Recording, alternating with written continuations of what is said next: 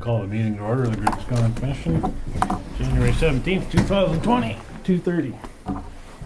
Pledge Allegiance to the flag of the United States of America and to the republic for which it stands, one nation, under God, indivisible, with liberty and justice for all.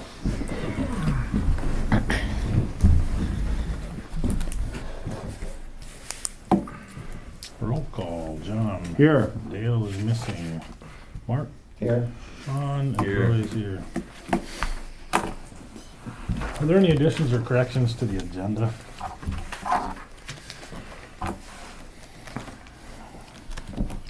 There is that information about the NDSU extension, if you guys would like to add that to the agenda. Let's do that.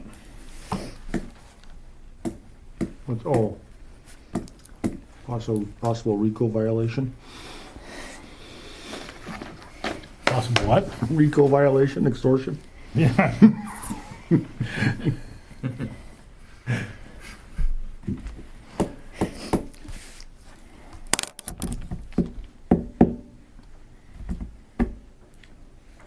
Move to approve the agenda with the addition of extension. Second. Moved by Sean, seconded by Mark to approve the addition, or the agenda with the addition of NDSU extension. Is there any discussion? Any discussion? Any further discussion? Seeing none, we'll proceed to vote. All in favor, say aye. Aye. Opposed, same sign. Motion carries. Minutes from January 3rd. Now, were you here? No, but it says I am in paragraph 4. Well, you made a motion to Adjourn Adjourn, too. Yeah, there's a couple like things I did and I wasn't here. Wow, son of a. So in paragraph 4 it says, Stefan to accept. Huh? Recorder's on. Did she swear? Yeah. Well, it's in her head. Paragraph 4 it says I accepted the agenda, which isn't true, and then the last one says that I made a motion To to adjourn, which I did not. Go back. It's been a lot of copy and paste going. Yeah, that was. That's like a bad one. Okay.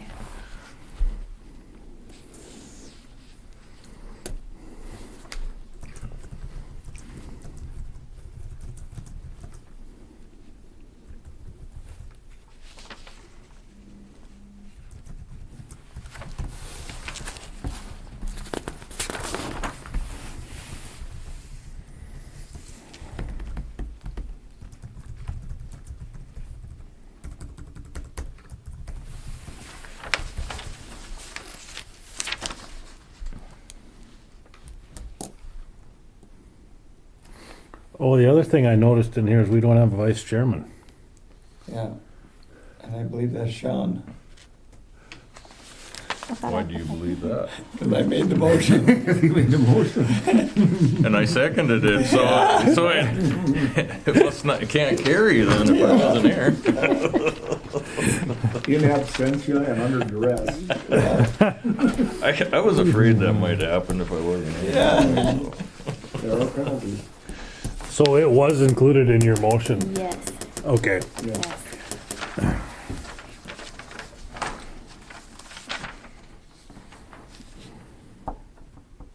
Yeah, it was Troy Olson for chairman and Sean Steffen for vice chairman. Okay.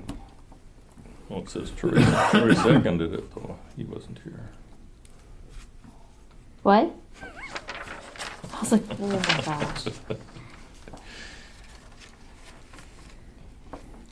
So you nominate Troy Olson as chairman and Sean Steffen as vice chairman.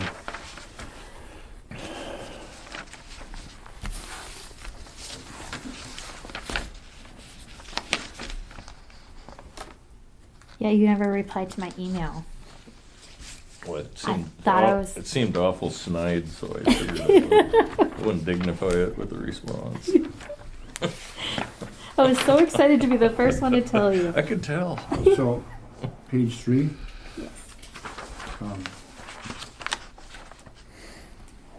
Well, Chairman Olson opened the floor to discuss the beer and liquor license.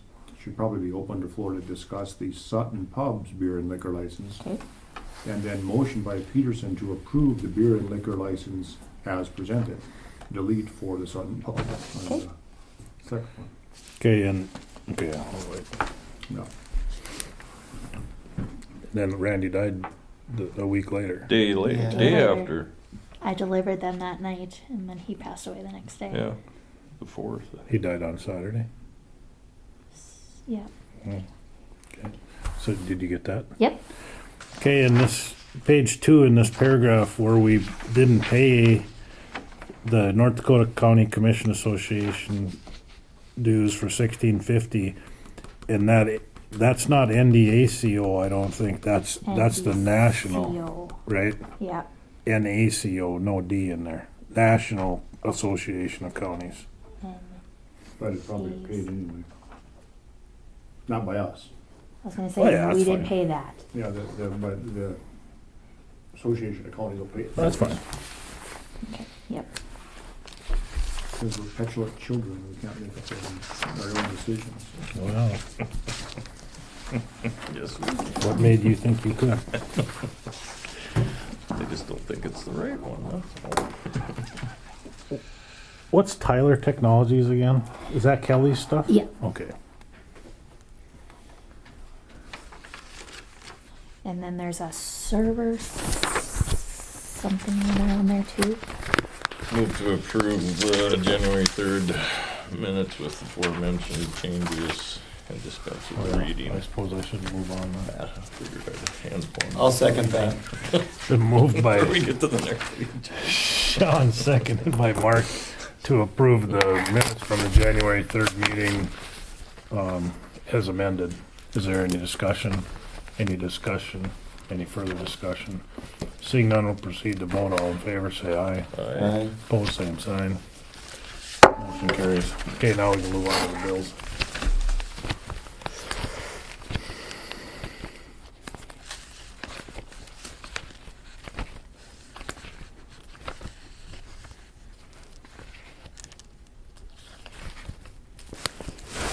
So there's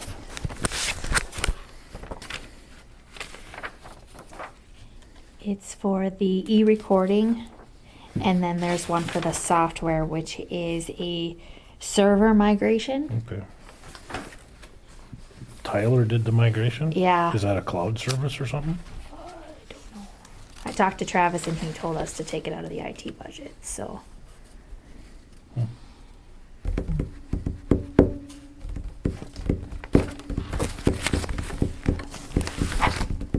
There's one that we would like to add, if we could please, Nest Plumbing Inc. for furnace repair at the shop for $421.65. The dues that are in here is just the VSO dues. I haven't seen Dennis for 100 years. How's he? He's doing Getting very along. well. Yeah, Good. yeah, he's doing very well.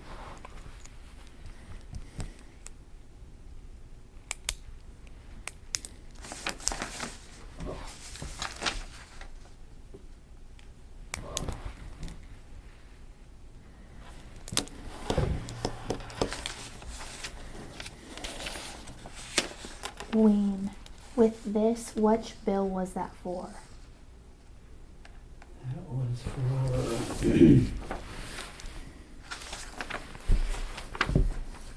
there was a payment that we missed for the finalization of the bridge. A reimbursement to the state for our 19%, 7%, I think it was.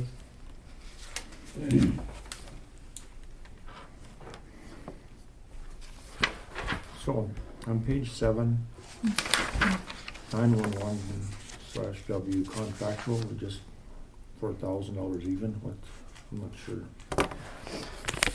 OnSolve is the vendor. Whatever OnSolve is. That's code red for notifications. If there's a disaster or a tornado or they can go on the circle portion, they can circle all of Cooperstown, and phone calls are automatic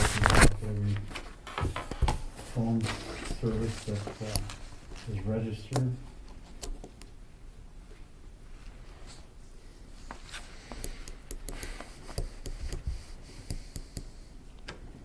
We don't have the ability to do that ourselves in-house. No, we don't have ability to do it instantaneous like that, to call out to everybody. It's similar to what the school uses. That's what we have for notifications if there's a storm or something. School is canceled or whatever. They send out that report.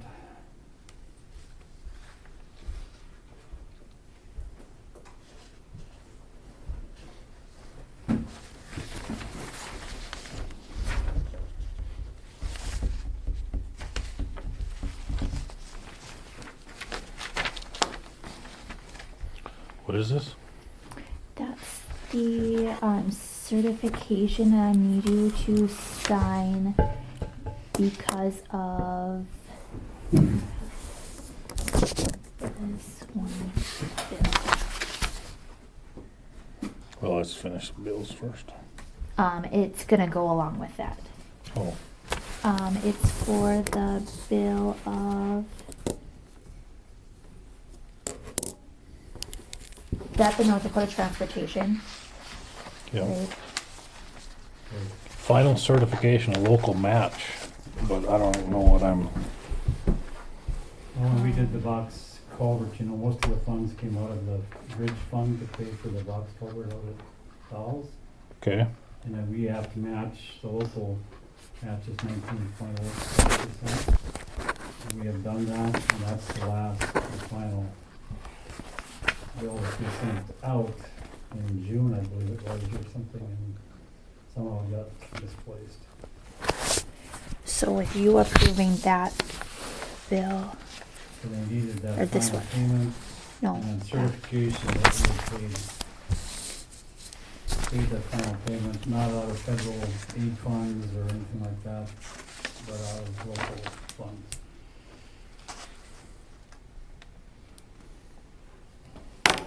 so that's the $986 bill.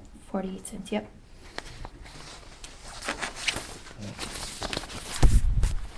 So then this certification will go along with the check. Any other questions on the bills?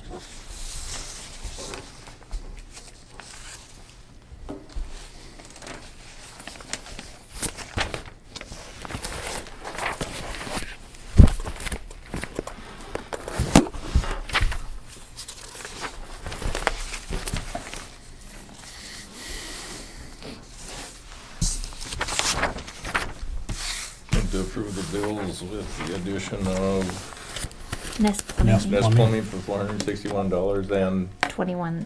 421.65. 21. Close. It's been moved by Sean to approve the bills as presented with the addition of the Nest Plumbing invoice for $421.65. Is there a second to the motion?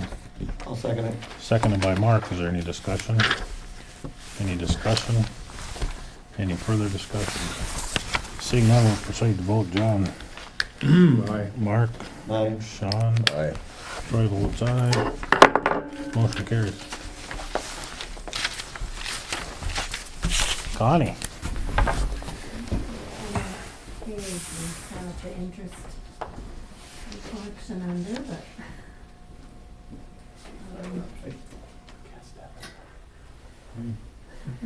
Nobody else hears about that. Nope. But, we improved collections. We added a CD, that's why there's more interest, I guess, this year. And then, tax collections came in really well, 29% in by the end of December, so. That was really awesome. And starting next year, we'll have another line up by the interest, bank forward. We've taken part of that checking account and moved it into a sweeps account. So we're getting more interest on that too. They sweep money out of there when it gets above $25,000. And then, And it sweeps it back out Sweeps it back of, from a and money goes market forward. account or something? What? What's on the other side of the transaction? The account they're sweeping to, you mean? They invest it overnight or something? You don't know? You're the banker? No, I mean, but they all have different names. Oh, I it's mean, a if it's a, ICS is the, I don't remember what that stands for, ICS sweeps. so they put it in the Fed funds or something for us? Yeah. Okay. So that'll be show up in next year's interest.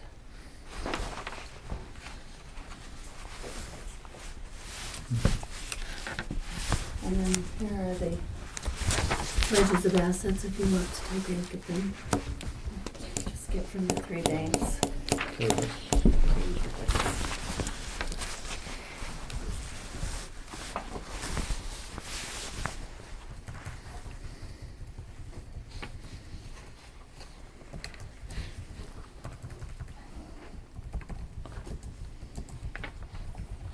But we don't know what the balances are at each one of these institutions, do we? I mean, Are you they do. balanced? You do, but I don't, right? Yeah, well, it's on the report, the treasurer's book, you did that. Oh, it's further back. No, on the treasurer's report, yeah, up to date. That would have been on last meeting. Oh. Yeah, that's the monthly First report. of the month, when you get the I see. treasurer's monthly. Because otherwise, these pledging reports don't mean much, Yeah, right? yeah. And at the end of the year, they have to pledge quite a bit because we've got those taxing districts.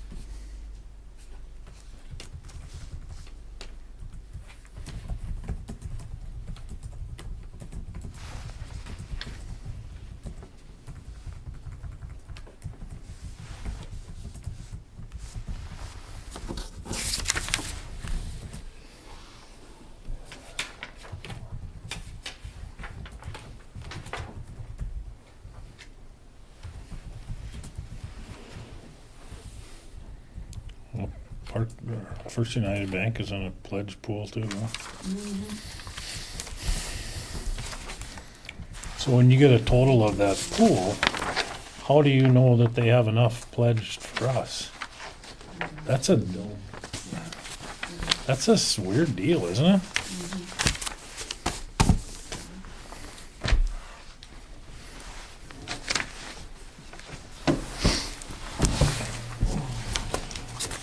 That's all I have, unless you have any questions.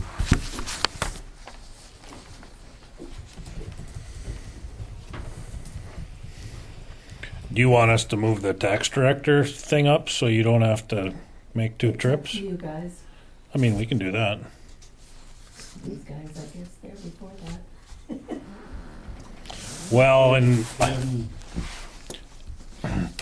if you guys still want to have everybody here to deal with this vehicle thing, Dale isn't going to make it because he had his calves crawled up and broke the lid off of one of his tanks or something. He just called me right before the meeting and said he is not going to get here.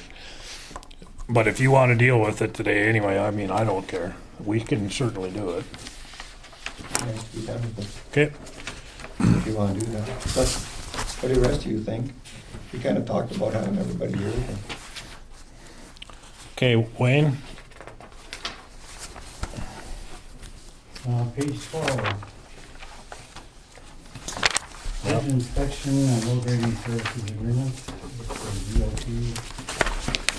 I sent it to Jamie and I didn't get a reply, but, well, I got a reply that he wasn't gonna be able to be here, but he would be here on Tuesday to sign it, so you guys are okay with I had Samantha show it to Jamie so he could go through it. first. Cause he has to sign it and chairman, This is the one where they're using outside contractors to do yes. inspections and mandate that we pay for it. And they don't tell us, they don't give us any idea what it could cost. So, the load rating service is to be performed by North Dakota Department of Transportation and/or consultant engineering firm hired by DOT. DOT will provide this service either with internal staff acting or through a qualified engineering consultant firm hired by the DOT. The LPA, Griggs County, will reimburse DOT for all costs associated with performing these services, less the amount paid by the Federal Highway Administration Fund. If we don't pay it, it comes out of our federal funds. They don't tell us what it's gonna cost, who's gonna do it. Yeah, the years past, they did come out and look at our bridges every 2-3 years. DOT did themselves, DOT, right? Yes. By statute. They were Says this required agreement to. is to replace the older version about 40 years ago.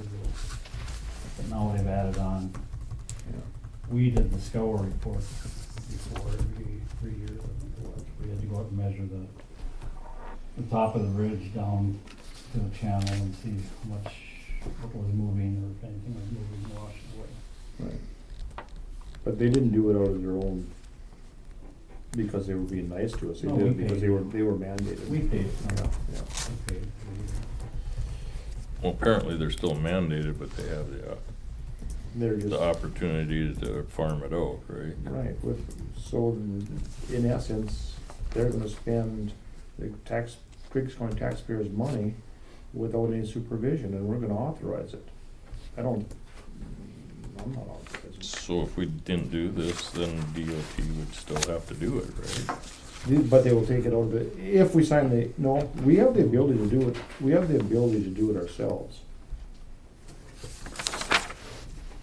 If you do not want DOT to continue to provide the service, your agency will be responsible to provide the necessary inspections and all documentation as required in 23 CFR 650 and notify DOT in writing that your agency will now be responsible for performing this task.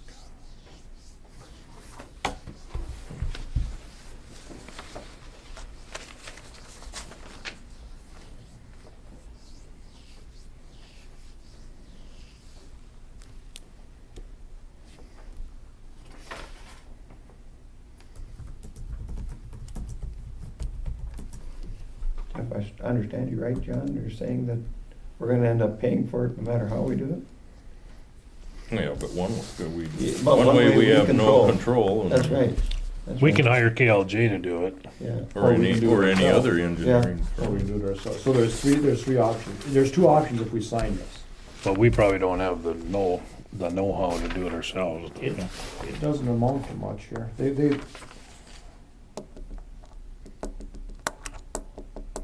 Only problem is if something happened and we had checked it out, then we'd be responsible. I've never seen an engineer group come forward and say they're responsible for anything. No. But they usually warn us if there's something wrong with that code 3. Yeah. so Put it if, up there. so to answer your question, Mark, if we sign this and then don't pay them within 60 days, so this is on page 13. If the LPA fails to reimburse North Dakota DOT within 60 days after billing, this document will constitute an assignment of funds, and it'll come out of the Highway Distribution Fund. If we decide not to go with this program, then we're responsible, as it says, to notify them and to be in compliance with 23 CFR 650. And I don't know exactly what that is, but the obligation of the state is on page 14, and paragraph 3, they'll complete the inspection report for each bridge, they'll update the structural inventory and appraisal sheets for each bridge, bridge load postings as required, bridge alert code 3s as required, bridge scour and channel profiles that need to be completed, critical findings as required, and any other requirements as federal regulations are revised.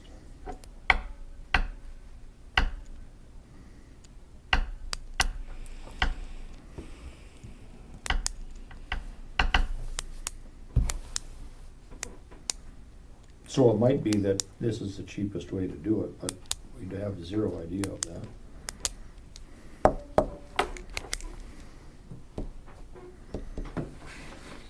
The good thing is we don't have a lot of bridges in Griggs County compared to some.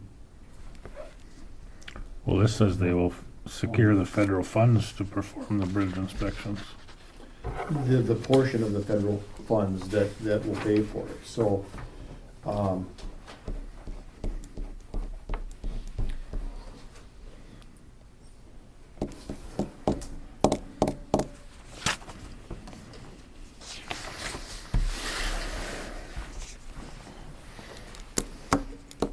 It says DOT will secure the federal funds and perform the bridge inspections and road rating.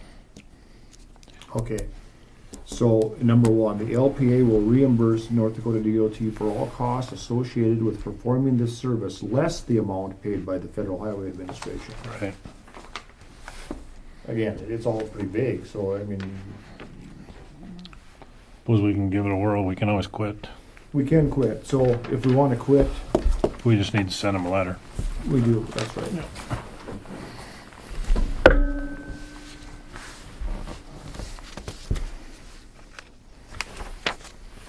This agreement can be terminated at any time by either party.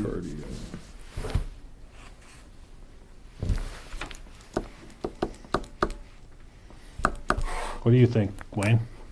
Let them do it, I'd or? say let's try it, and like you said, we can turn it in writing if it looks like it's too expensive or whatever.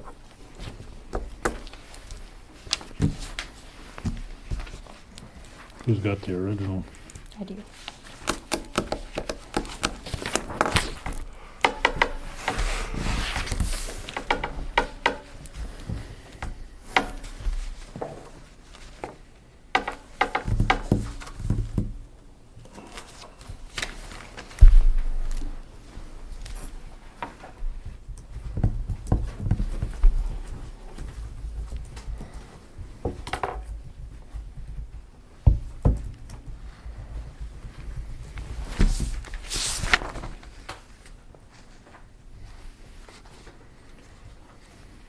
I'll move we approve the bridge inspection and load rating agreement. Been moved by Sean that we execute the LPA bridge inspection and load rating agreement with this North Dakota DOT. Is there a second to the motion? I'll second it. Seconded by Mark. Is there any discussion? Any discussion? Any further discussion? Seeing none, we'll proceed to vote. John? Aye. Mark? Aye. Sean? Aye. Troy votes aye. Motion carries.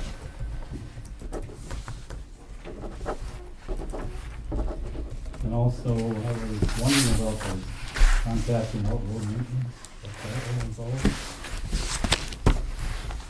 Did it get put on the agenda? It was on the future business. It'll be on the next agenda. It didn't make the agenda. I just always do road or Wayne stuff just as a Well, it was blanket so just that it asking can. Jamie what we would have to, and if he didn't provide it, what we would have to have in order to put out a sample bid to see what it would cost us for road maintenance. Nothing binding, just, that was the point of it. Can we do that to see what it would cost and not obligate the county to those costs? What do you mean, not obligate?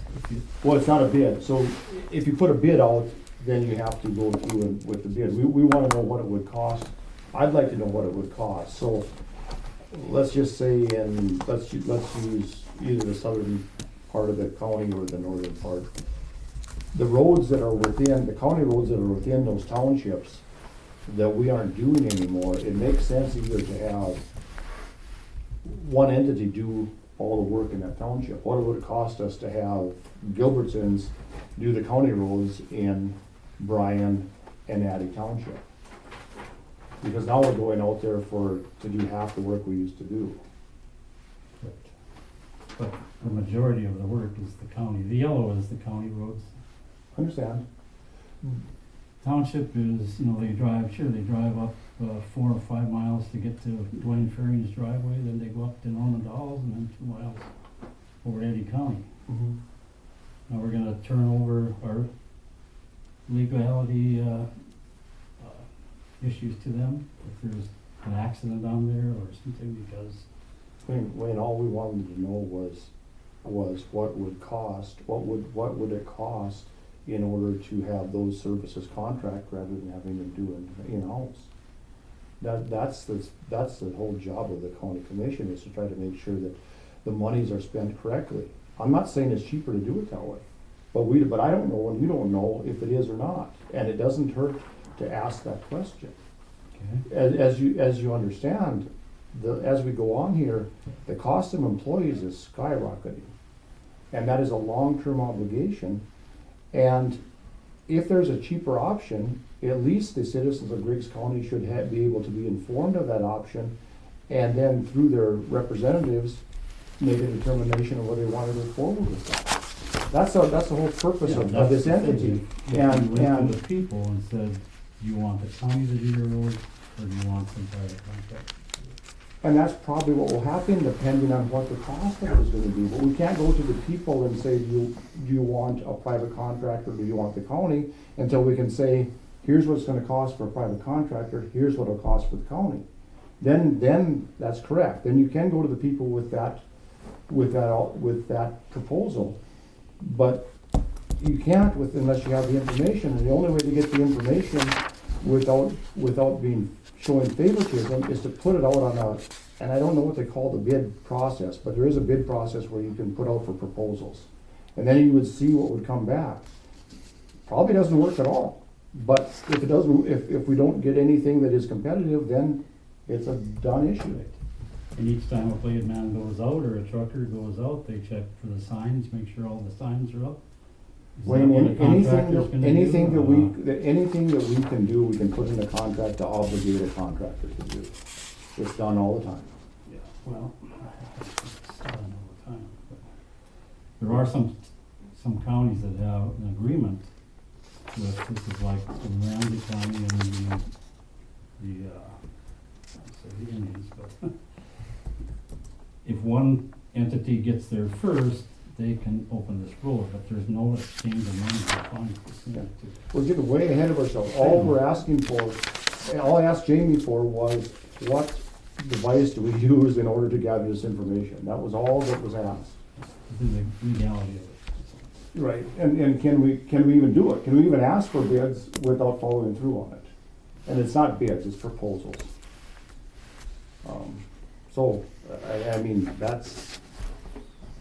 it's no different than any other bill or expenditure we're gonna make. We have to have information in order to make an informed decision. So that was all that was about, and it wasn't a pressing deal. I mean, it was just Jamie was gonna check into it. But it's important to us, Well, I as mean, the road department. Those guys pay taxes, they live in houses, they pay taxes, they buy groceries, they buy gas, and so do the taxpayers of Griggs County. I know, and they're all And taxpayers too. so, and there's nothing saying that one of those people that's driving the blade can't be the contractor that provides the county the blade. The job isn't going away. It's still gonna be here, and it's still gonna be from within the county. If that happens, I don't think it'll happen. I don't think that it can be done privately cheaper than it can be done at a county level, but let's find out. Because some of the townships feel it can be. We now have 4 townships that feel that they can do a more effective job managing themselves with a private contractor than the county can. Well, let's see if that's the case or not. Some of that's because they're driving empty down the road and they're not getting paid for it. So, you know, they took the job, they knew what it entitled, so. Let's just see what transpires. I mean, there's nothing wrong with information. Right? Yeah.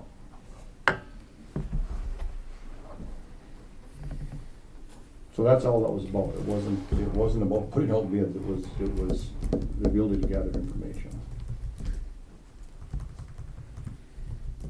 Okay, Anything else, Wayne? all I have. Thank you.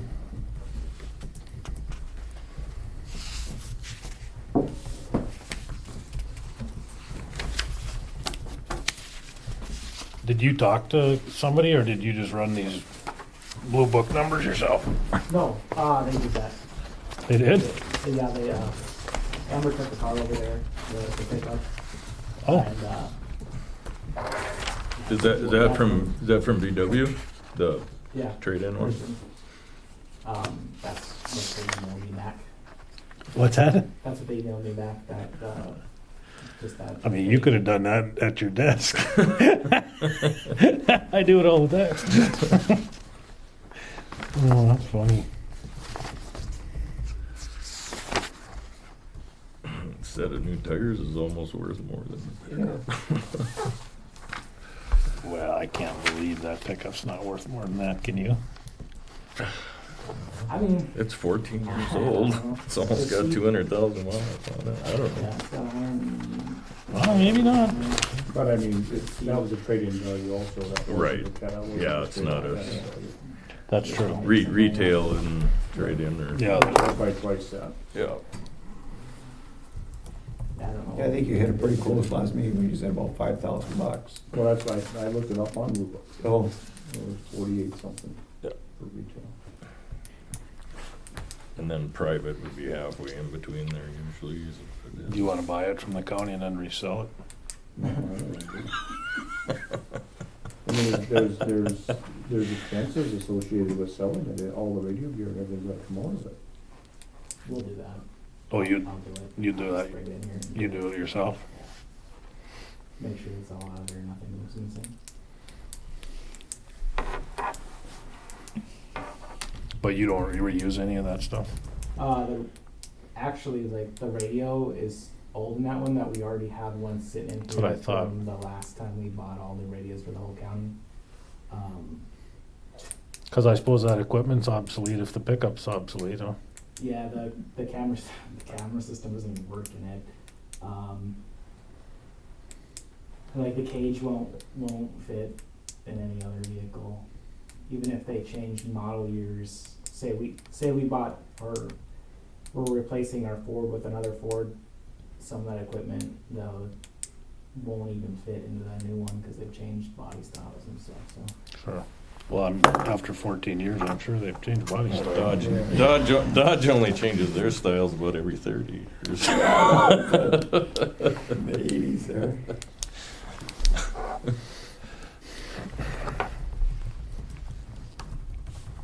but like, the radar will come out and go in a new one. Like, Oh, that's not little old. stuff.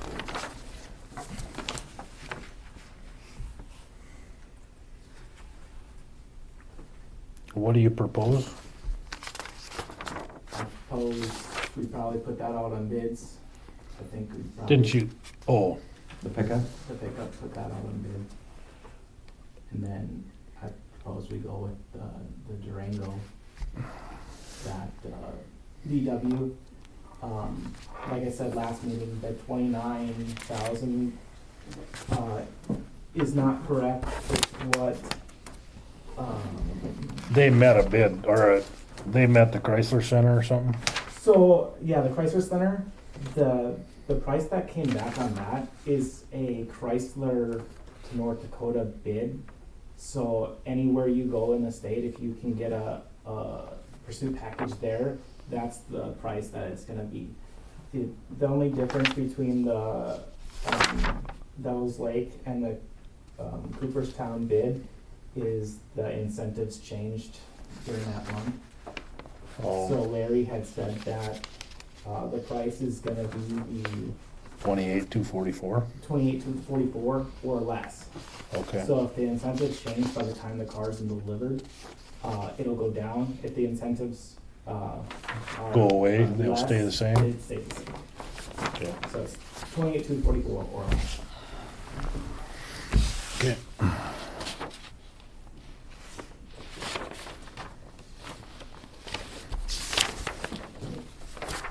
So we don't want to go with a pickup, but rather a Durango or? That's your Yeah, preference. I don't like the pickups for our jobs. I mean, if we have one in the fleet, that's fine. So we can, if we need to haul something, we can haul something, and my pickup works for that. But it just causes so much dust in our equipment to have it in the back. I mean, any tunnel cover is eventually gonna seep, and it just, I mean, you open up Steele County stuff, and theirs is just caked with mud and. Oh, you're carrying it in the box of the pickup. Well, there's not enough room for all that stuff in the Oh, front, so okay. if you got it in the back of a Durango, it's not gonna get dirty and Sure, I get it. wet and cold. Okay. I guess my thought was, being we're such a rural county and you got a couple deputies that live, you know, in the country, Right. that maybe a pickup would be better, but, It's all-wheel drive, I mean, it's, no. if it's, I if drive, it snows. I drive a Durango too, but it's not like a pickup, but Right. it's okay, but. Don't have the clearance. Right. I guess that was my thought on the deal, being we had a couple deputies that live in the country and Yeah. we are a rural community, but just- I just for- I didn't know you carried Yeah, we carry equipment. the back equipment there, in the yeah. back of the box. The only way you could go with a Suburban or a Tahoe, It's gonna be way more but expensive. they're $65,000, I suppose. Fuel I- economy. I don't know what they cost. I've never bought I think they're one. in the 40s for. A Oh, they bear- are. For a uh, bear like for one. government. Oh, they are? Yeah. Okay. They wouldn't even quote me on the price because they can't get them. Apparently, Chevy's changing their model mid-year next year, Oh, really? so they won't sell them. They don't have any more to sell.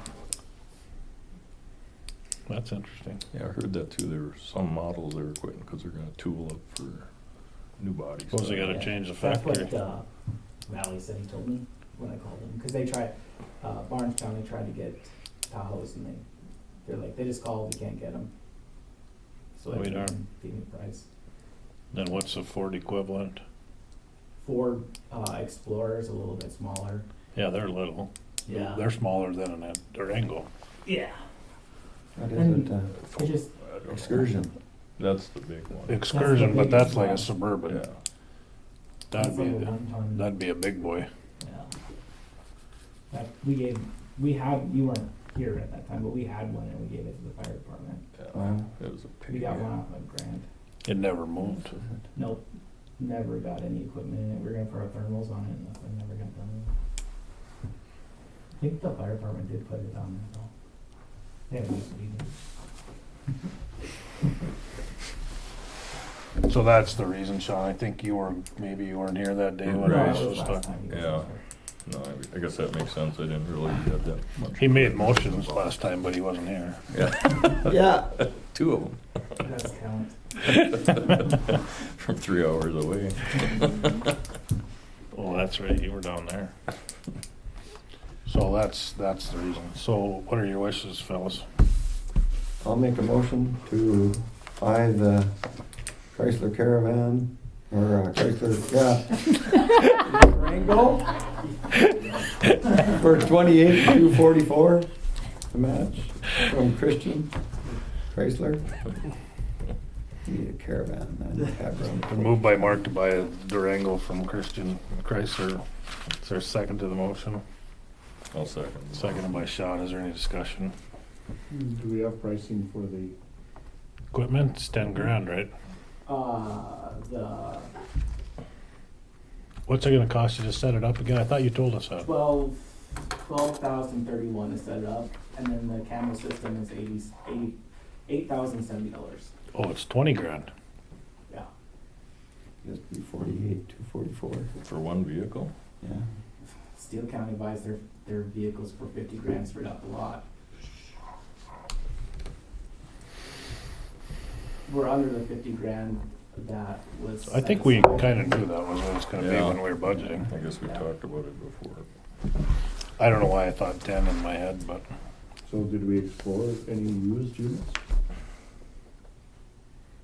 I don't know if there's used stuff available. Well, we bought that, the last No, Ford we that's what bought was was used. used. No, it was a demo vehicle from Ford. Oh, okay, yeah. I don't even know how they found that vehicle. I have no idea. Cause didn't you have to drive to Idaho or someplace to No, get they it? drove out to Seattle. Seattle. That was close. It had like 20,000 miles on it, I think. Yeah, it didn't have any miles on it at all. And it's been, that car's been a decent car, other than the Ford recalls that we've had on it. So then you gotta go to Valley City. Well, last time Hatton was still open, so I just drove over Hatton and had Steve finally drive us back. But, we haven't really had to have it, we had to have it serviced one time, but Damon was still had a house up there, so I ended up transport, so I told him when he did the transport, just drop it off and stay up there and bring it back when it's done. Yeah. It worked out.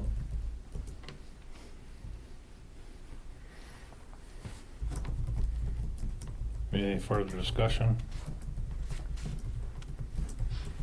Further discussion? Seeing none, we'll proceed to vote. John? No. Mark? Yes, Sean? Yes. Troy votes yes. Motion carries. Okay. Anything else, Wes? Are we good on the equipment then too? Okay. So we're gonna put this pickup out on bids, is that it, or we're gonna trade? That's what he was recommending, now we just Okay. passed the motion.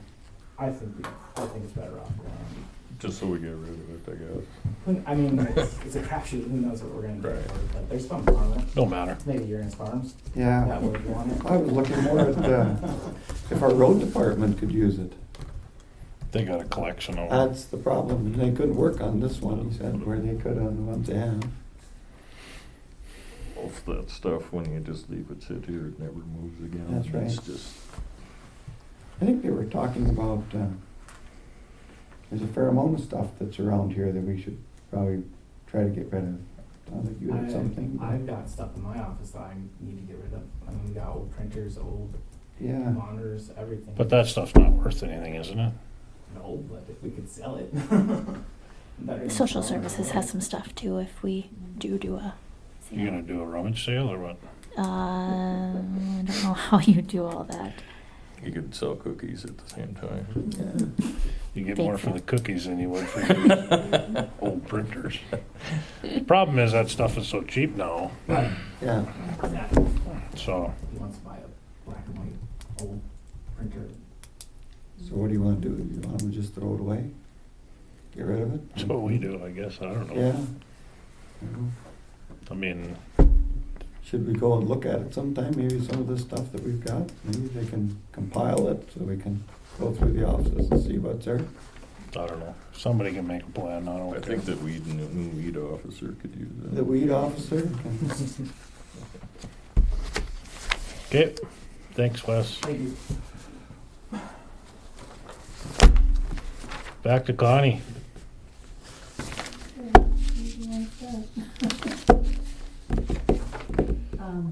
I'll start with this, because you'd mentioned that at least John and maybe some of you are getting calls about the farm exemption. So Troy thought I should make copies of the forms for you guys. You guys getting calls? We've been getting people and calls, so. And Sam has been good enough to just pass those all along to me.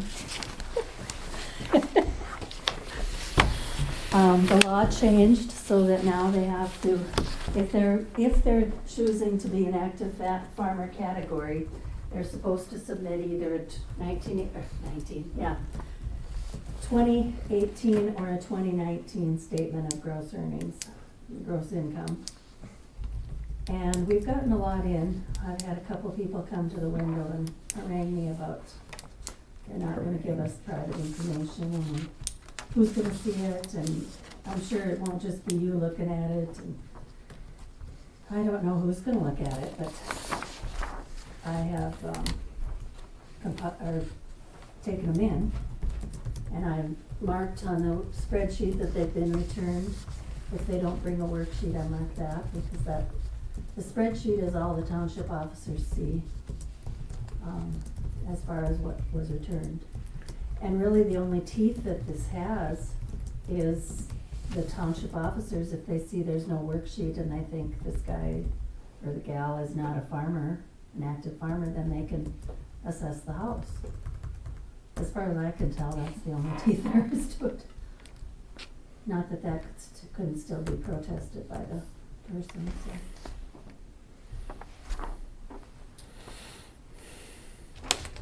so is the $40,000 kind of limit for, That's gone. that's gone? That's And now it's a 66%. 66%. You're screwed now, you live in town. Yeah, yeah. 10 years now. I couldn't believe it, been that long. Gross income?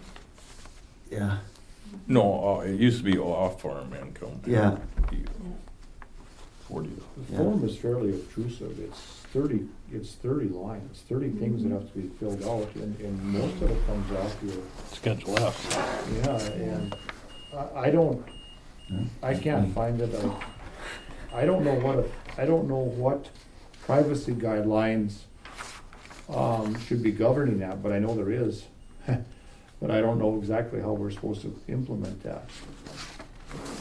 There's only 2 lines that come off Schedule F. To assessor, this is a confidential record. That's correct, and then I can't find exactly in the century code then what you're supposed to do, but it's in red on the note to assessor, it's confidential. Mhm. Then it has to be handled differently.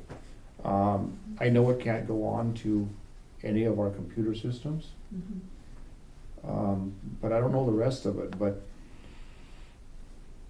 that's beyond the county commission's preview here. That has to do with the auditor and how she's supposed to handle that, he or she is supposed to handle that.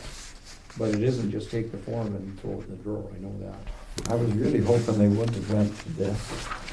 Eliminate it and Because tax they were, everybody. well, they were talking about all you'd have needed was a signature from your tax preparer, if you qualified or not for it. And that would have been a lot easier for our purpose as far as confidentiality. Yeah, I would imagine from looking at some of the responses online in other states, it's gonna get challenged in court. It's good if it goes away, as far as I'm concerned. Just eliminate it and tax the house, right? I guess my question, since we don't have a tax director, who do you want to look at this stuff? Well, it was never for the tax director, it specifically says on it. Auditor, Yeah, okay. it was never intended for the tax director. If you look in the, oh, you don't have the form here. Which form? This one. Okay, here we go.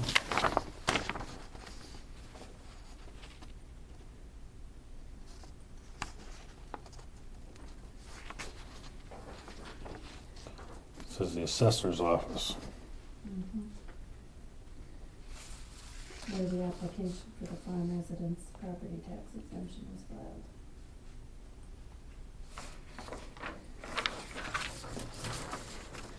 So these are supposed to go to the township assessors, or what? That's where it starts. I don't know, I don't know what this form does, but because they're turning in the farm residence exemption forms to the county. Normally it would go to the tax director, but that's been collected on it. and usually So- we get a copy of them in our case or whatever when we have our meeting. File the application with the assessor's office for the county in which the farm residence is located. We don't have an assessor's office. No, but on the back of the statement of gross income, down at the bottom where the file, it says, file the completed statement with the assessor's office where the application for the farm residence property tax exemption was filed. Assessor. And Township assessor. County doesn't Yeah. assess. Right, but everybody's filing their farm residence property tax with the Count tax director. with the because county, they're but bringing in- but they shouldn't be, right? I have no idea. Don't these have to be approved at the township level? Mhm. So how can they not go to the townships? Because the city ones don't come here, they go to the city. Cities don't have any home exemptions. Oh, yeah, they do. Well, they have. Veterans, Well, innocence Yeah. on- And, Veterans credit, those come to the county even if they're, what's the other one? The city approves them first and then they come to you. abatements, Yeah. not homestead Oh, credits and yeah. veterans credits. They come to the tax director directly. We just did a veterans credit. Oh, why? We did Ron Dolph. Oh. I don't know. Came from the city? I think so.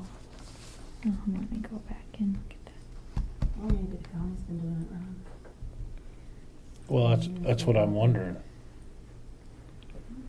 I mean, and that's the thing, if somebody does something wrong, sometimes it doesn't matter. Yeah, yeah, Cause nobody's Well, looking over your shoulder. right, and there are several counties where the only assessor in the county is the tax director. So then they do get all of them, no matter what, so, but as far as homestead credits and veterans, I don't know. But eventually they have to get to the tax director, because the tax or is it you that is the one who files with the NDTAP, the homestead credit and veterans credit? Yep, I That's do those. you, okay. Yep. So we get reimbursed, you mean? Yeah. Mhm. Yeah.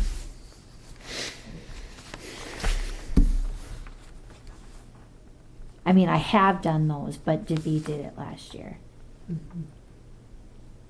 because he had all the information. Otherwise, I have to go into that office and grab everything. But yeah, no, I've done it before. And I think what other tax directors too, I think in the past, instead of copying all these forms or giving them the actual forms, they've done a worksheet listing what, like this person said that it's a vacant residence and the form was returned, and that's what the township approves, is that form of 10 or 12 homestead farm residences that the forms were returned. Now, whether you want to continue that or you want the forms just sent out to the townships, whatever you want, we'll do.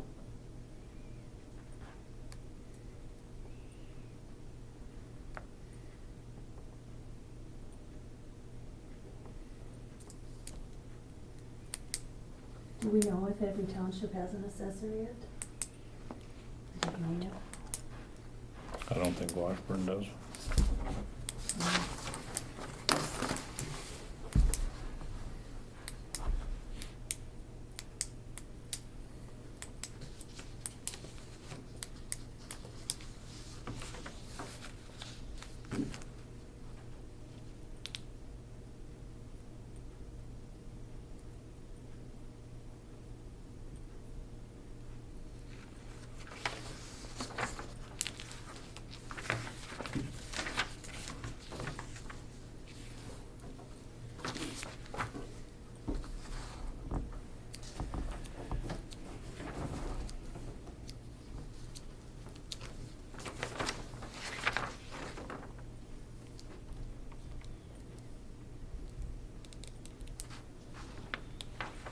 Yeah, you guys approved Rondell's veterans credit on December 21st. But there was nowhere where The city didn't see it. anything was signed by anybody. Huh? It wasn't signed by anybody. It's supposed to be signed by the director of tax equalization. But I thought there was a different spot, but that's for abatements.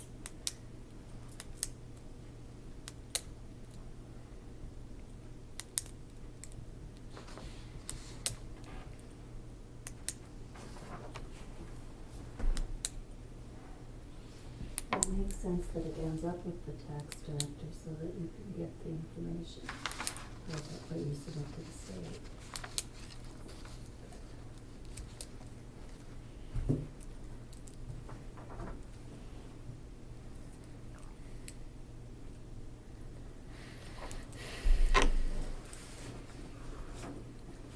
Have you been getting a few calls from this? I haven't. John has.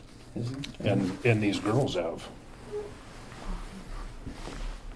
Not happy calls either. I'm sure not. Not happy visitors either. Can't say I blame them, it's kind of obtrusive. Call your legislator. That's what I referred them to. Didn't seem to help much. Mhm.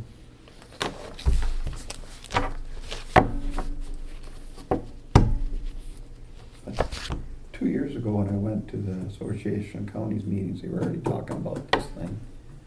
But they were hoping they could do it so that we just a signature from your tax preparer that would agree with that your numbers are within compliance. unless they're- I don't even want the county to have to Yeah, protect that information.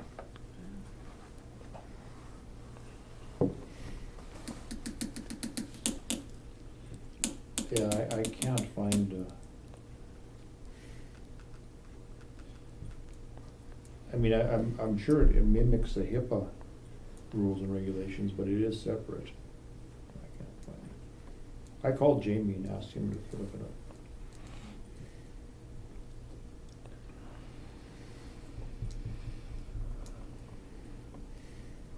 But again, it's not really that of the county commission to decide that, but it is, if that information isn't safeguarded and moves on in somebody's other's hands, Oh. then the county is liable, and then it becomes our, Mhm. So I'm keeping these in myself.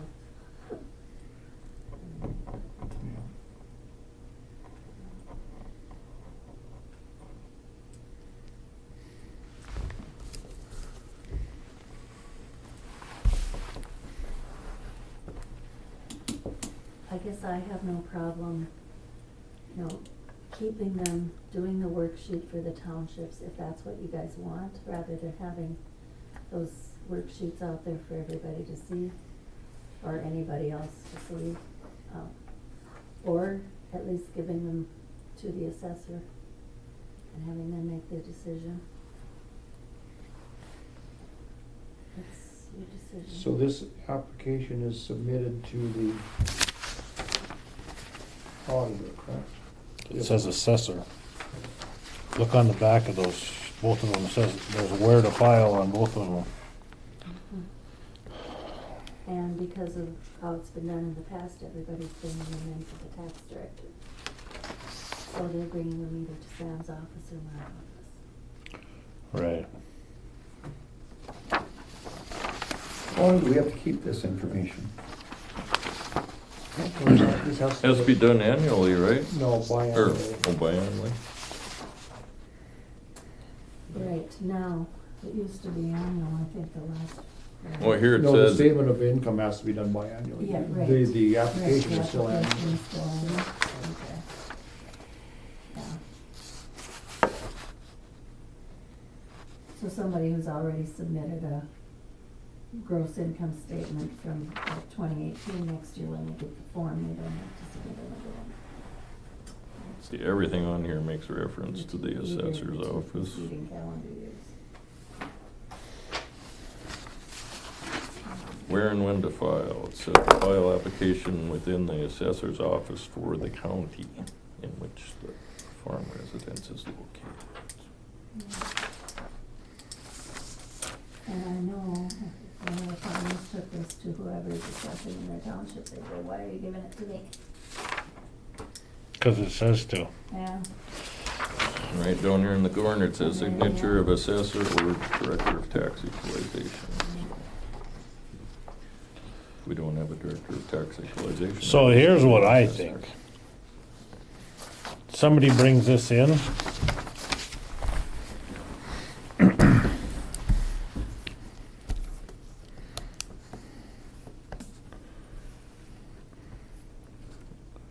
Gross income from farming activities, 66% or more. Yep.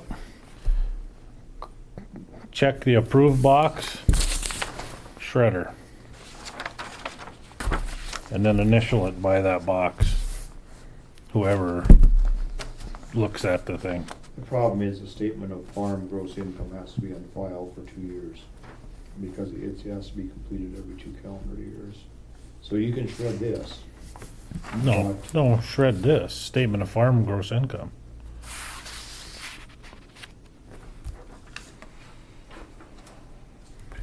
This doesn't have any information on it, that's private.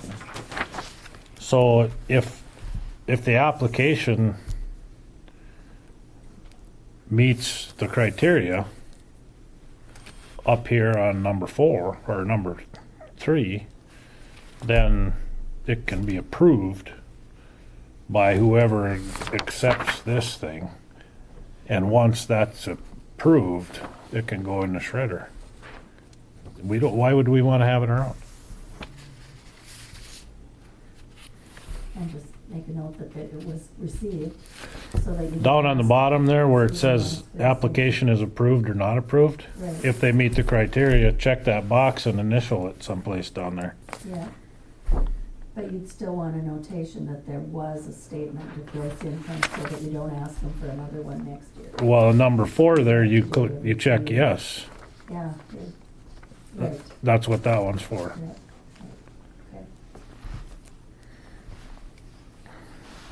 okay. And you could even, down on the bottom there, you could write what year they brought in. Sure. You know, Yeah, Right, this one here is 2018. If a person checked approved, wrote 2018, and you initialed it, you wouldn't have to keep this. And then you're good for 2 years, right? Then you're good till, 20 or 20's income. then we Well, then would. you'll have a choice again. Or, hand it back to them.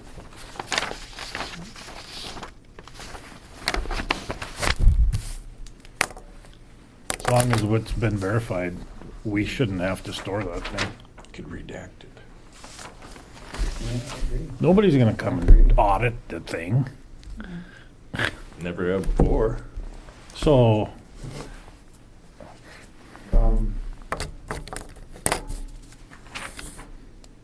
This is reimbursed by the state.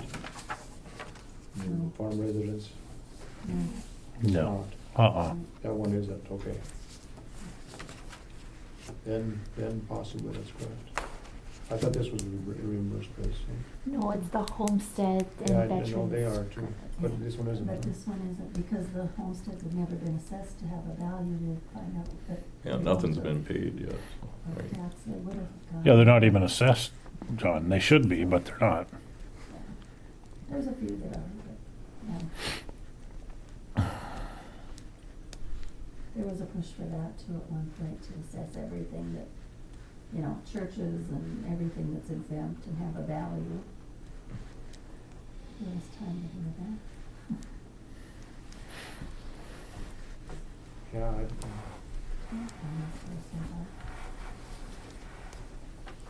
I'm fine with doing it that way, if that's what you guys. Well, I can't make the decision, but that's what I would do. well, I mean, If I was the king. luckily, That's it. I don't know if we have any decision on any of it. no, I don't think we do. Luckily, the tax department has told us what the duties of the tax director are, and been pretty explicit about it in our today, and they don't include this. That's true. It's not. Well, I haven't read those century. Have you? Over and over.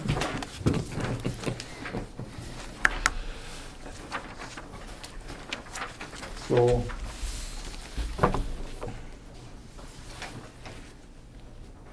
I don't know.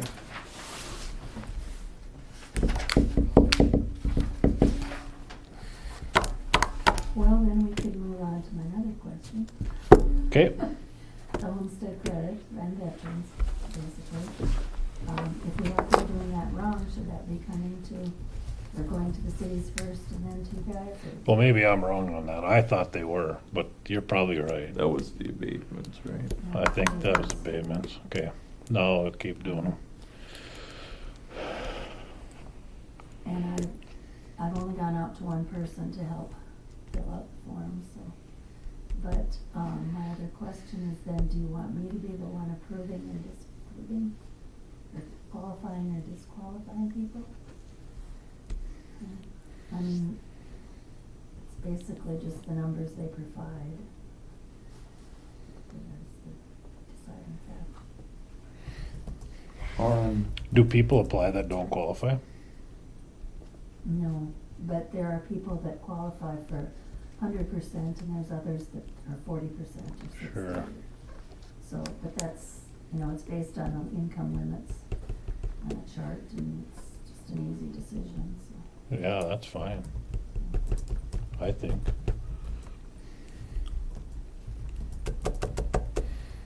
Do we need a motion on what to do with this information when it arrives? Just let her ride. Just do it? I am the king then. I don't think we have any say over What?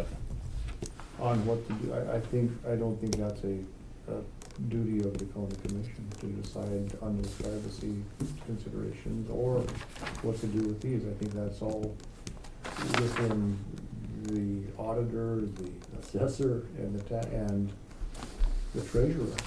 And I don't see where that anything. If you feel comfortable with how you're doing it, if you wish to give them that page back again after, I mean, then they know it isn't floating around. that's right. True. That makes sense. Yeah. So the, So what if you have an assessor that wants to verify it or something? You just ask for that information back again. They're not gonna ask for it. so now on the, not that it's the same, but on the disabled veterans, then the authorization for that is the assessor or director of tax equalization.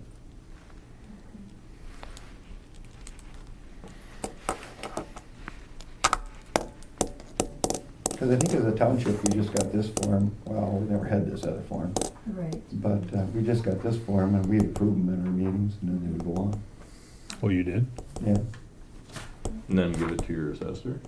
we got them from their assessor. Oh, you got them? It was in there, they used to be in suitcases, those old metal suitcases that they had. Yeah.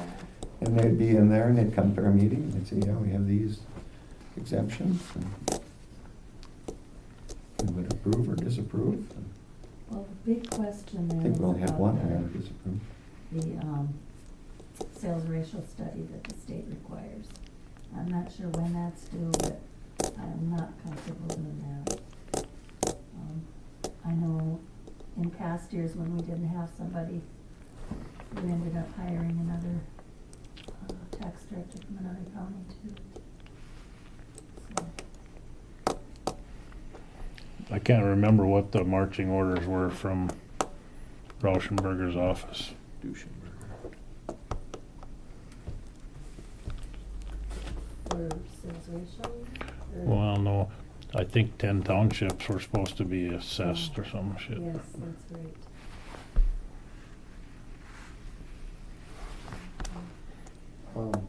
Yeah, but that, of course, that falls on the townships themselves. Right.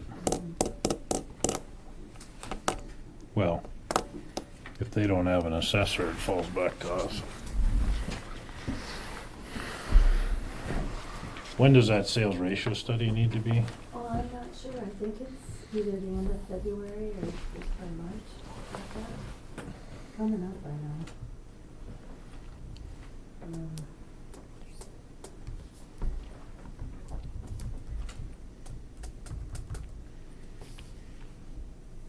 And I know I've been getting a lot of well, this isn't in here nor there, I guess, but I've been getting several calls from,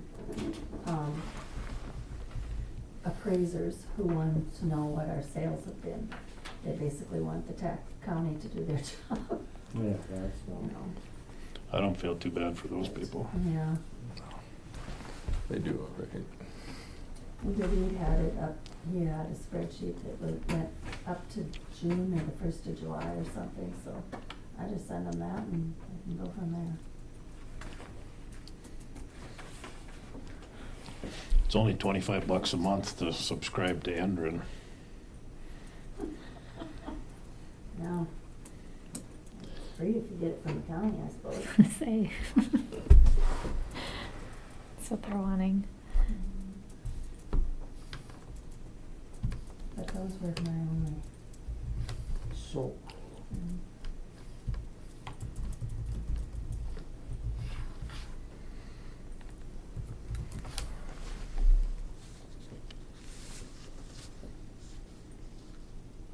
so I'm confused here on the sales ratio study. So the Century Code in 570105 under State Supervisor of Assessments, paragraph 4, the State Supervisor of Assessments shall make sales, market, productivity studies and other studies to properly assessments in the counties and the cities of the state, to advise assessors and directors of tax equalization in the state, and to recommend to the tax commissioner changes to be made by the State Board of Equalization.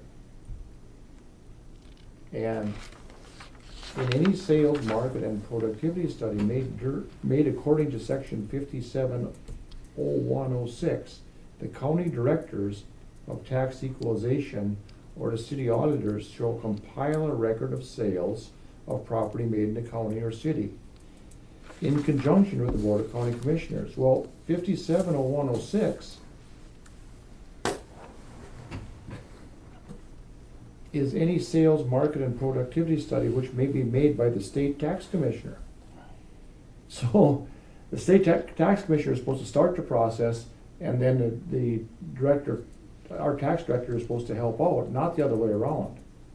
And that's right out of the Century Code, and that's just what he sent us here. And I was reading this, and I don't understand why the state is directing us to do the sales ratio study when it's actually the job of the state to do the sales ratio study for the State Equalization Board, and then we, as a tax director, Provide him with the provide sales. them with information.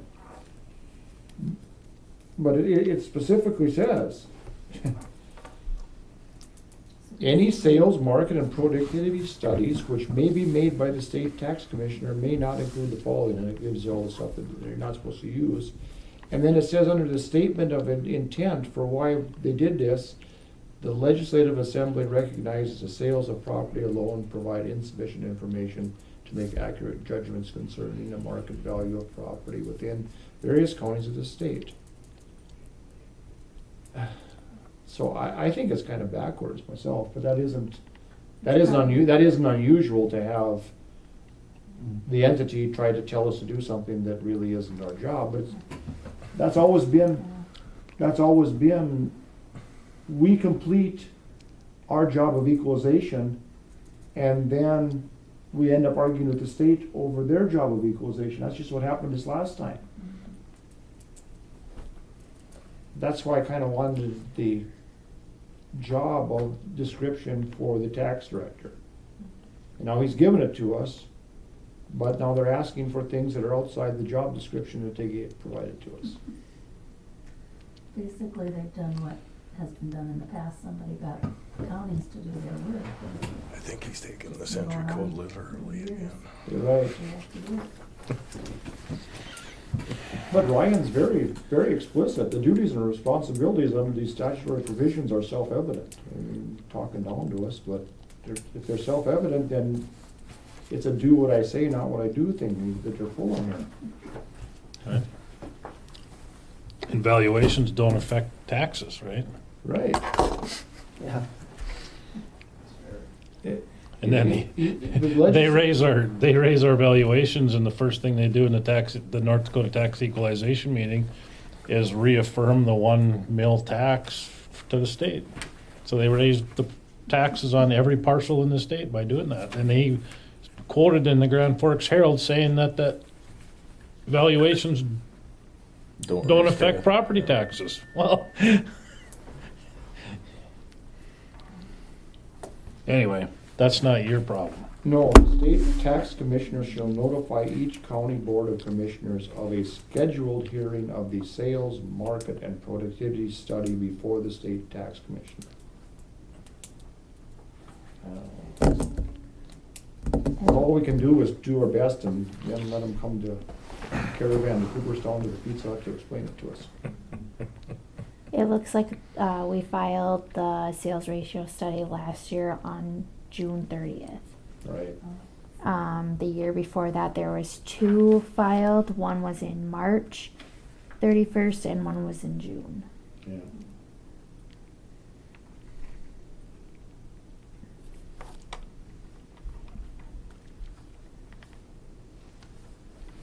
Well, you don't have to decide anything, I guess, just be thinking about. Well, Let John read some more century code. No, it's around in a circle. The century code only applies if they're using it to beat up on us. It doesn't work back the other way. I've been aware of that. And you can read it to them and they just say, give you the never mind, so I'm Well, not, you're just taking it literally. yeah. You can't do that. You can't do that. No. It's through the looking glass. But, so, the question was, can we contract out for, I wanted to determine what the tax director's duties were and what deadlines were we up against, and then could we contract out for that work to be done, to satisfy the bare minimums that the century code says we have to do.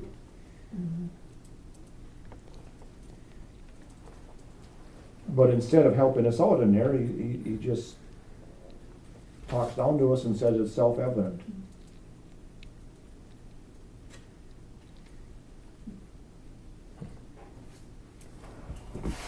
That means interpret as you choose, right?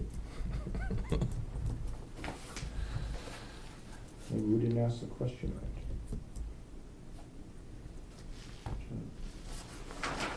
I don't know what question was asked, I guess.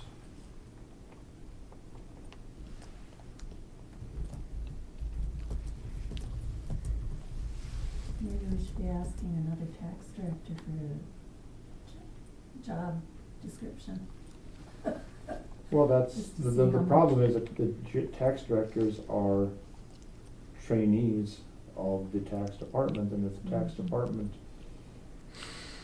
I mean, if you read this letter, the powers and duties of the county tax director are specifically identified in 11-01, and then the assessment portion of it is the rest of the century codes included. Well, I mean, everybody's read 11-01, and the duties are basically just providing assistance to the assessors. That's,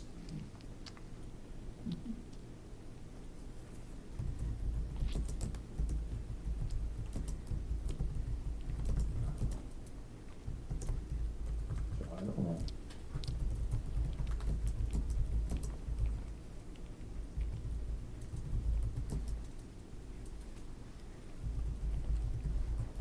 And I guess it's not 11-01.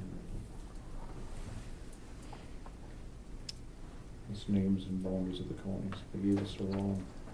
It's 11-10.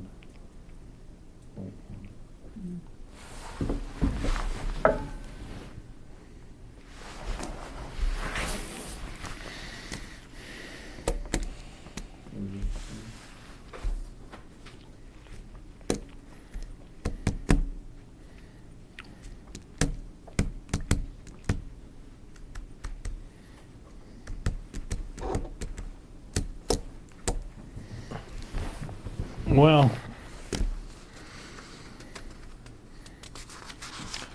let me think about that, and we can read some more code. And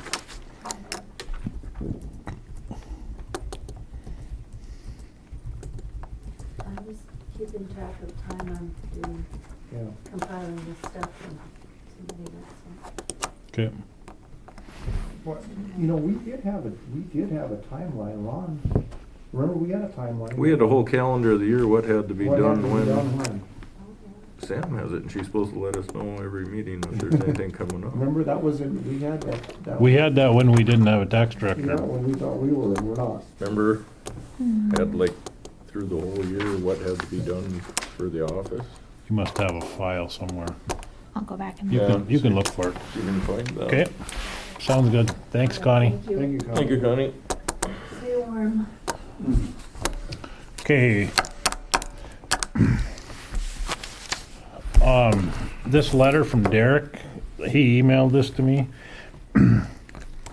Now, this hazard mitigation plan then needs to be updated every 5 years. God, didn't we just finish that? Well, that was my question. Is that the one where we got the grant through the South Central Regional Yeah, Council? Yes. yes. So now, instead of the South Central Regional, he's gonna do it? He's gonna apply for the grant? No, the So after you, I remembered after you talked to me. That was to prepare the original Plan. plan. Now we're just making any updates it needs to have to it. So it should be, it should be just very minor.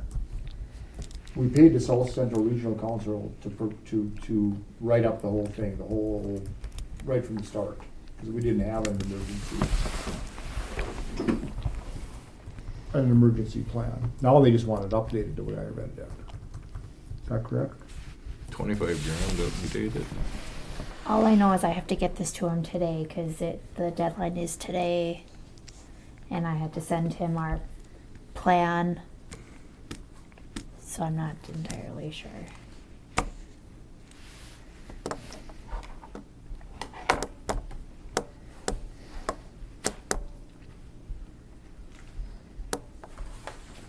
Would you like me to call him? But it doesn't sound like any cash out of our in-kind, right? It's just. No. No, but I have two things. I don't know, it just seems like we just finished this thing, but it doesn't seem like it's Two been things. 5 years. One, how can it cost that much to update a plan that's already in place?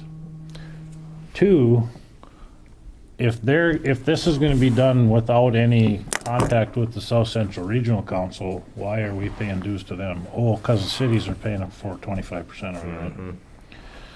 So, he sends out a letter without any phone number on it, huh?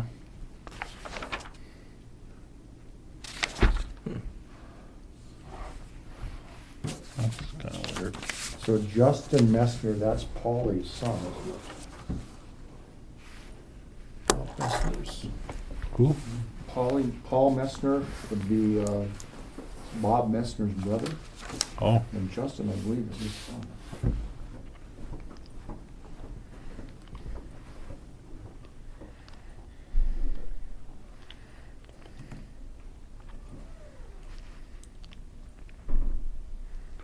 do you have a phone number for Derek? I do. His office number is 701-575-9040. 575? 575-9040, yep. 9040. Thought I had his cell phone with it somewhere.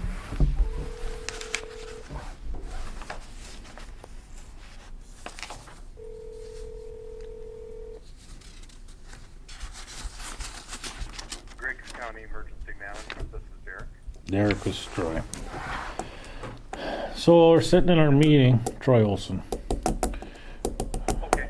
We're sitting in our meeting here talking about this hazard mitigation plan. I just received a message from Oh. zero. From Justin? Derek. We have one in place, right? You have one in place currently. It expires in 2021, and you don't want to let them expire because once they expire, even by one day, if you had flooding or a tornado or any major event, then you would be denied any FEMA funding or other mitigation projects or anything. The funding, what I tried to explain in the letter there, or the memo to you, was that by the time the funding comes out for next year's, for 2021, the award for that grant will be too late and your plan will expire. So if we don't apply for this one now and get it in, then you will have an expired plan next year because it'll take several months to get it in place and get it caught up. So I find it highly, Does that that all makes sense, except for the amount it's gonna cost to update an existing plan for little old Griggs County, cause nothing's changed in the last 5 years.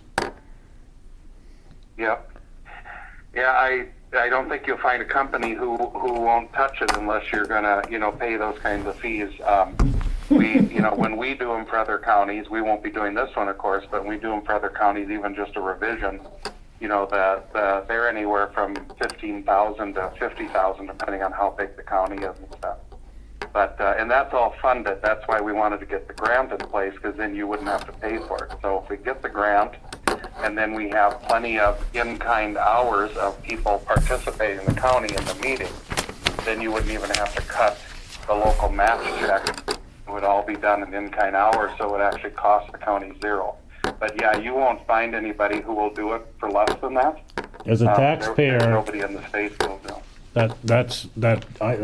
what a racket that is. As somebody that pays a lot of federal income taxes, I'm here to tell you there's no Right, such thing as a right. grant. Yeah. Yeah. This one requires FEMA approval, and I think that's why they're so high, because usually FEMA spits them back a few times, and all the revisions are needed, and sometimes an additional meeting, because they keep changing the flavor of the month sometimes. And so that's why you get companies who won't touch them for a lesser amount than that, because there's just too many hours and too much travel and too much writing time involved. So now we can do a hazardous materials plan for a county like your size, and it would probably cost between $5,000 and $8,000 at the most. So those are a little easier, but they don't require FEMA approval. But that's not the plan we're talking about. The one here will definitely be a lot more expensive, even if it's just a revision for a small county. We need Trump to get. So I wish I had. We need better Trump to news. get involved. Trump needs to get involved in this process too. Yeah, yeah. He can crack the whip and tell him we're not going to pay this much for him. So I don't know who's going to do him though. No, You're right. all right. I was just wondering. It just seems like it's crazy. Does that help? Yeah. Well- But if we do it the right way and we get this one approved, and we also have plenty of participation, it won't cost you guys anything. The only way that it would cost anything for your match of it, the 20% match, would be as if we just absolutely got nobody in the county to come in and participate at the meetings, which has not happened whenever we've had an LEPC or an EM meeting or anything for the responders and others. We've always had pretty good turnout, so I don't anticipate that to happen at all. So, All righty. okay, Yep. Thank you. holler if you have any other questions. Okay. Yeah, thank you. Bye. What a racket. I tell you what. What? I know. It ain't funny.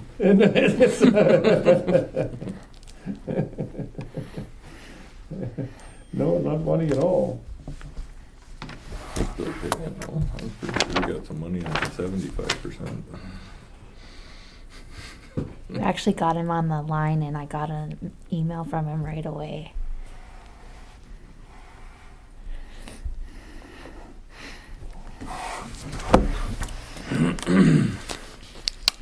What are your wishes? Do you want this thing signed? You gotta fax us back to him or something?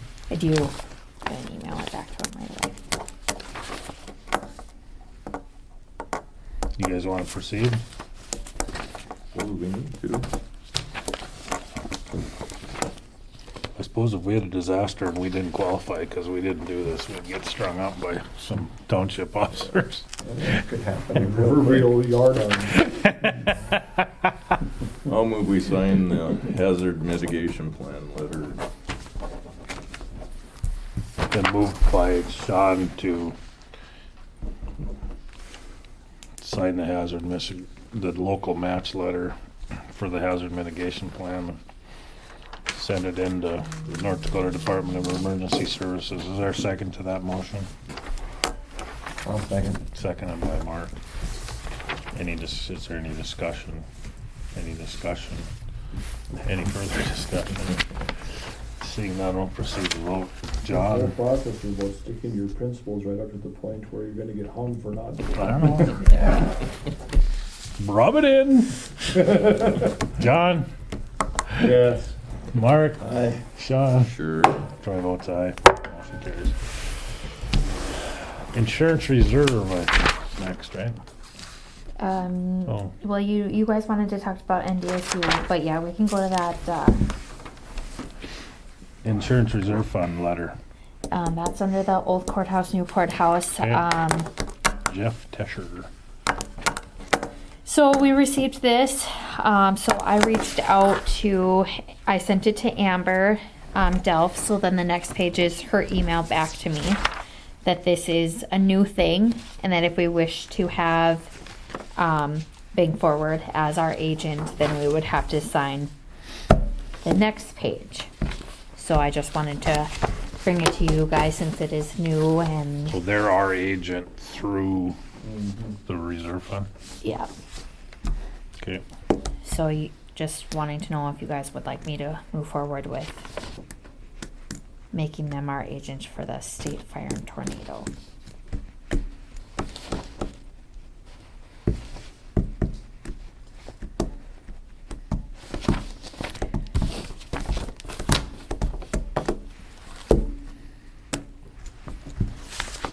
Well, what do you guys think?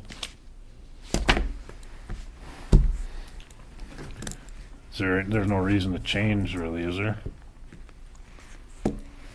It's kind of nice that I just have one person that I go to for all of these kind of things. Motion to approve Bank Forward as our agent. Also move. Been moved by Mark, is our second. Second. Seconded by Sean, is there any discussion? Any discussion? Any further discussion? Seeing none, we'll proceed to vote. All in favor, say aye. Aye. Opposed, same sign. Motion carries. Okay.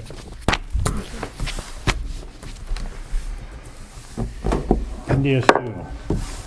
So you can see this email. Should I read it?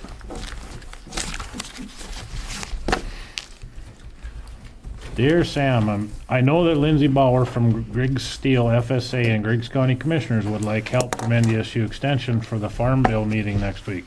I have reviewed the request and unfortunately report that I cannot assist the county with other NDSU staffing. While we want to be helpful, the Griggs County Commission has only approved to fund support a part-time 4-H agent. Sean and I have visited about other staffing options that are being explored. None are in place currently. I am sorry that Lindsay will have to conduct the Farm Bill session on her own. It is unfortunate that producers don't have an agent to help them in your county. Agents are the main conduit for securing NDSU specialists to help with agricultural related sessions. So I emailed Greg Lardy back a day or so later and expressed to him how unhappy I was that the extension service is taking punitive action against the county for not having an extension agent in place. That they can't provide. Well, and I didn't put that in there, but and I reminded them that our producers pay taxes in the state of North Dakota, and they are a land-grant university, which a large part of their purpose for being is to support the growers in Griggs County and the rest of the counties in North Dakota. And he called me that afternoon, and he said, I'm sorry you feel that way, but we are not being punitive. I said, yeah, you are. It says right here in this email. That's not what it meant.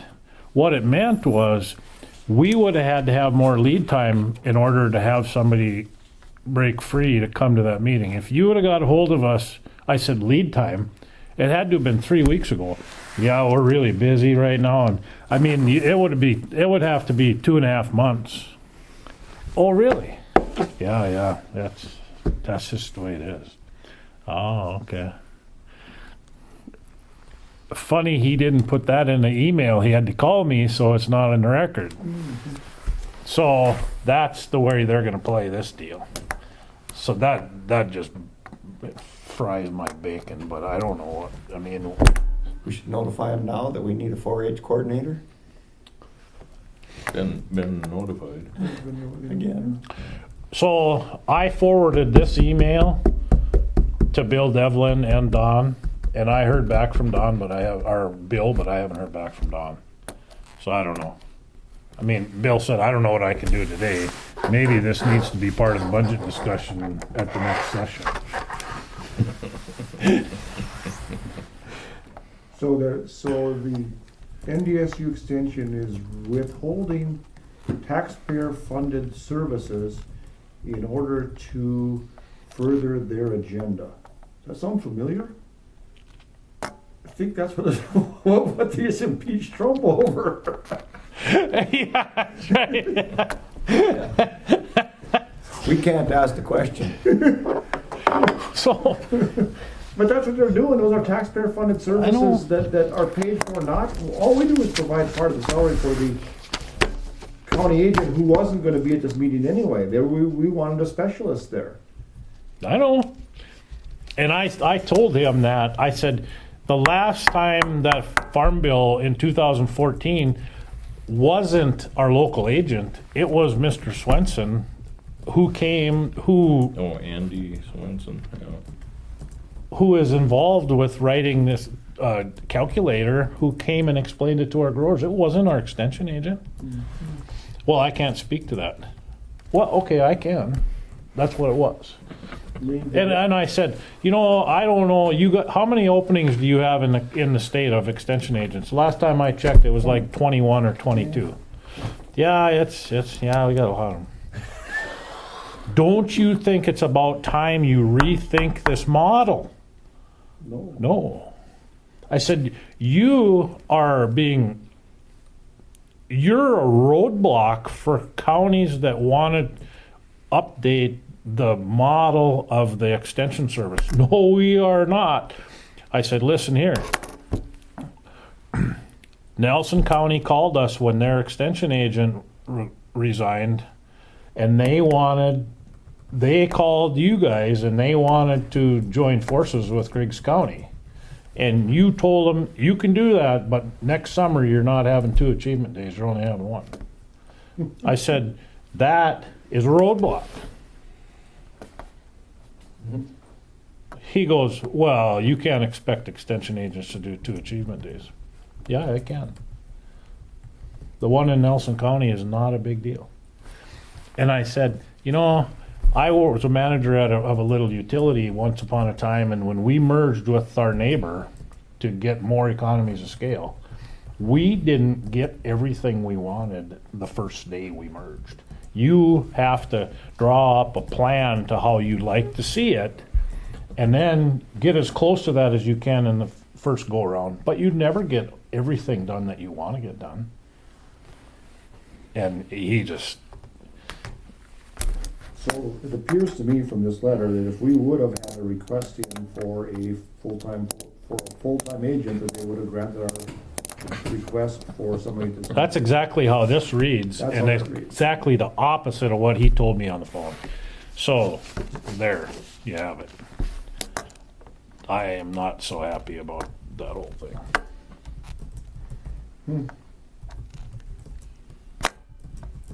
I actually got a text from Kim the day of the meeting last time. So it's no, it was before that. Oh, I see. I thought you were talking about the Hi. producer meeting. It's, hi, Sean. I know you have a commission meeting today. I talked to Bruce and Nelson.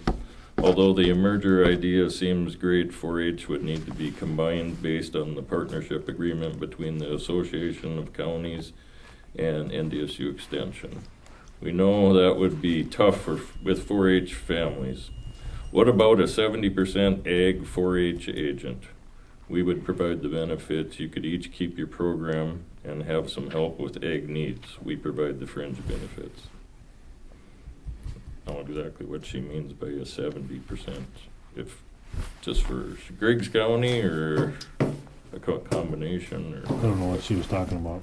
yeah. Well, no, that, I mean, remember, there was a 70% position, there was a 50% position, but there was no 40% position. At one time, they agreed to a 40% position for us. It wasn't just 4-H, it was a 40% position. Yeah, extension, Yeah. right. But I mean, they're just trying to, But- this all stems from the state cutting their funding and different models to try to make up that funding loss. They just keep taking a bigger bite at the apple and they keep losing more and more agents. They're trying to spread those dollars amongst 40 or 50 agents when they should be spreading them amongst 20 and combining them. Combine They're not counties. giving up. They don't wanna let the bureaucracy Shrink. shrink. So now they're resorting to all kinds of different things. We're gonna deny services unless you get on board. Mhm. If you do that in private entity, the mob, the RICO Acts covered that. When an organization tries to extort public monies, they come after you. Well, what's next? A firebomb through the front window? I mean, at some point, this has got to get out in front of the legislature, who's going to be on board with this because they were the ones that cut them in the first place. Right. You So can't- here's shouldn't be the, able to act like this. here's the main rub. Her statement here, agents are the main conduit to securing NDSU specialists to help with agriculture-related sessions. That's not true. No, of course not.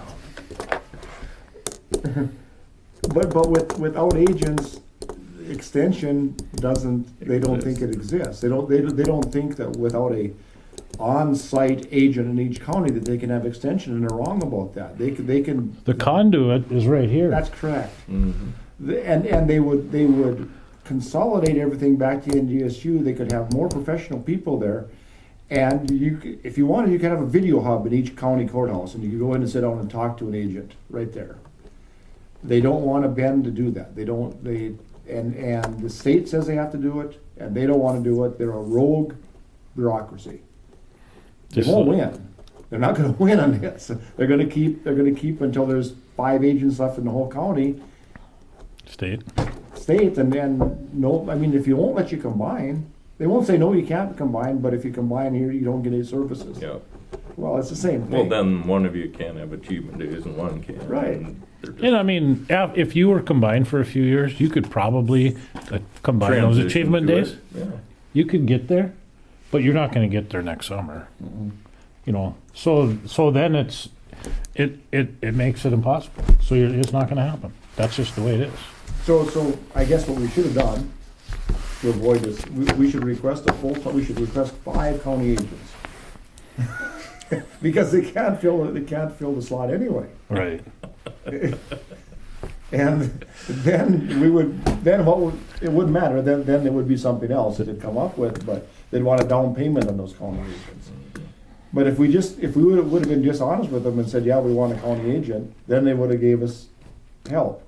When we're honest with them and said, here's what we need, this is all we need, they want to beat up on us because that doesn't fit their program.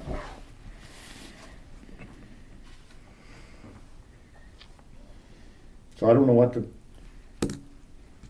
I guess if they're not going to give us the services of a county agent, then we probably shouldn't have a county agent. I guess so. I mean, they're steering us in a direction, it's not steering me in the direction of having one, they're steering me the other way now. The longer we go without one, the less we're gonna need one. That is true. Yep. There's some things you know you need. If you don't have it, you know you need it. Breathing.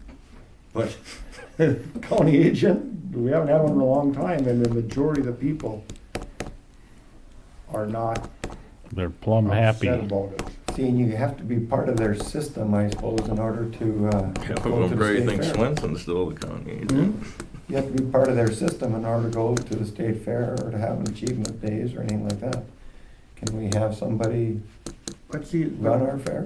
it's, okay, part, Well, see, we did there, last right, year. right Yeah. there is where we got off board. Yeah. Part of their system. No. They're part of the taxpayer system. The Yes. taxpayers created them, the taxpayers are the one that they should be accountable to, and the taxpayers should be able to tell them what they're supposed to do, not the other way around. That's where it's gone off the rails, as all government has. Is we look to the entity for direction when it should be the other way around. They should be taking direction from us. Us meaning the taxpayer, not this board. Then we're the same as the bureaucracy. So Troy did the right thing, but we just gotta keep jacking it on up the ladder, but pretty soon it won't. They'll be looking into it. Right. I'll look into that. And then they never answered a call or anything after that. I was just incensed. Well, couldn't, I think we should have him come and talk with us and tell us what we can do to remedy the situation for next year. Lardy, Yeah, Dr. Lardy, yeah. Could we have them come in 2.5 months? Why? I can ask That's the him. lead time he needs. Well, we can come right now for next year.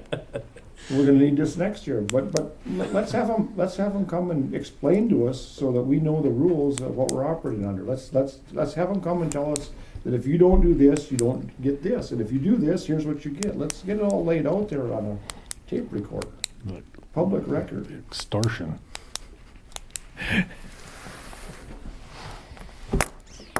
I mean, I'm sure he wants to come and explain it to us.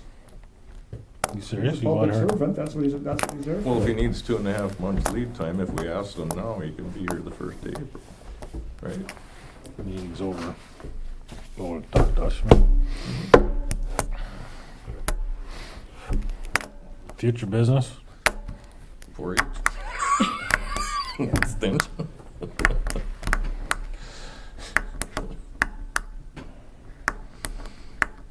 I guess that Jamie, if he would give us an answer on how we're supposed to handle that request for, not for bids, for proposals.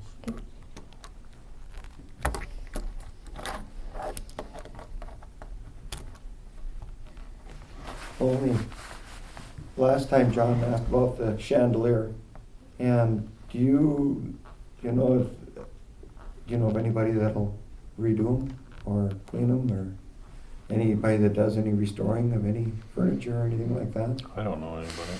We couldn't think of anybody either. What are the glass, are they crystal or is it? Well, it's been painted, and it needs to be stripped. And The glass? No, the Oh, the rest of ring or the- the frame yeah. work of it? What was it, brass originally? Or iron? it maybe is. I don't know. It looks like tin. Looks like a tin thing, and they Oh. painted it. You know? It's a 10-20 deal. 10 feet away, it doesn't look so good, and then 20 feet away up in here, it looks real great. Just like the So that's why you pictures. strip it then? Yeah. It's 20 feet to the ceiling. Todd Parkman used to have a dip tank over Yeah. in Hope, but he hasn't been doing that for a long time. And there was a guy in Mayville that did pianos and everything, so. But if you think of somebody, let me know, Okay. and send them my way, and we'll get it redone, and get it looking pretty, so it's ready to go up. Okay. Those places are good. Make sure Dale didn't make any motions. Got it. I got him But he seconding did second the it. adjournment. Yeah. Move we adjourn. Been moved by Sean, that we adjourn. Is there a second? I'll second. Seconded by Mark. Is there any discussion? All in favor? Aye. Right. Opposed, same sign. Motion passes. Meeting is adjourned at 4:23 PM on January 17th. Next meeting is February 7th at 2:30 in this room, and I'm not gonna be here. Me either.